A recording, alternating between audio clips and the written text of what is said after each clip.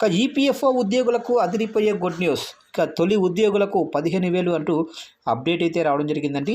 అయితే ఇందుకు సంబంధించిన పూర్తి వివరాలు అయితే మన వీడియోలో తెలుసుకుందామండి.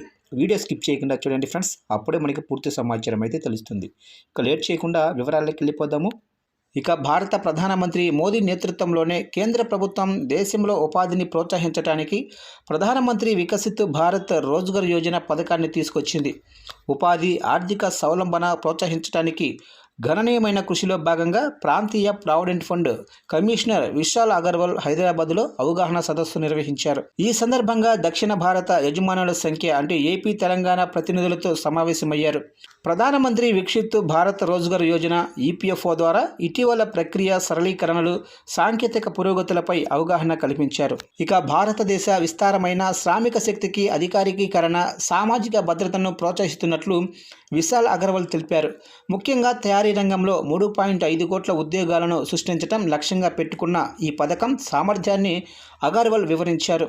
ఈ పథకం కింద మొదటిసారి ఈపీఎఫ్ఓలో నమోదు చేసుకునే యువతకు ప్రభుత్వం నుండి అందే సహాయాన్ని వెల్లడించారు. ఈ సందర్భంగా ప్రధానమంత్రి వికసిత్ భారత్ రోజ్గర్ యోజన ముఖ్య ప్రయోజనాలను ప్రాంతీయ provident fund commissioner Vishal Agarwal వివరించారు. మొదటిసారి ఉద్యోగంలో చేరినప్పుడు కేంద్ర ప్రభుత్వం తరపున 15,000 వరకు విడిగా బహుమతి ఇవ్వనున్నట్లు ఆయన తెలిపారు.